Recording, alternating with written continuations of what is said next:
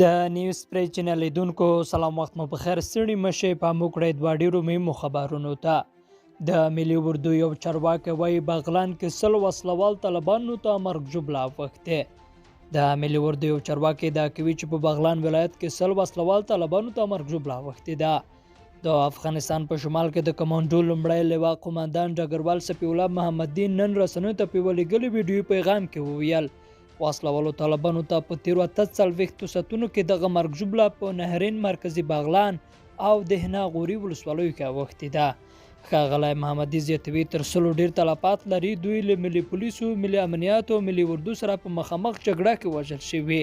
تیره شپه د تضاده مزوکونو له رسیدو سره د دوی مرګ جبله زیاته شوې ده که خدای کول زموږ عملیات به دوام لري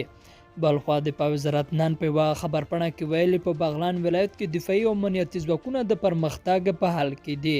په بغلان ولایت کې په وروستیو ورځو کې جګړې زیاتې شوې او تیره چهارشنبه بورکا ولسوالۍ هم د وسلوالو طالبانو لاسته ورغله بلخوا په یو بل تازه خبر کې بغلان کې وضعیت آرام دی خو هره شیبه د جګړې په لیدو ویره شته د افغانستان د بغلان ولایت په مرکزي بغلان ولسوالۍ کې خلک وایي بېګا د حکومت او طالبانو ترمنځ جګړه وه خو اوس نشته مګر هر شیبه د جګړې د پیلېدو ویره شته پولیسي جرګه کې د بغلان د خلکو استازی اسدالله شهباز وایي بېګا مرکزي بغلان کې څلورو خواو کې جګړه وه خو اوس وضعیت آرام دی نوموړی وایي مرکزي بغلان کې د دواړو خواو د جګړې له امله خلک زیانمن شوي دي جنګ اوس نشته خو خلک ویره لري چې بیا به جګړه پیښه شي د مرکزي بغلان اوسیدونکی بشیر اخوندزاده وایي دواړه خواوې د ښار 1 کیلومترۍ کې مورچلو کې سره ناستې دي او هره شیبه د جګړې پیښېدو ویره شته ښار کې ډېری دوکانونه تړلي دي څوک نه معلومیږي یوازې د لومړنیو اړتیاو پوره کولو لپاره که څوک ښار ته وځي ژر بیرته ځي خلک ویریږي وایي بیا به جګړه ژر پیل شي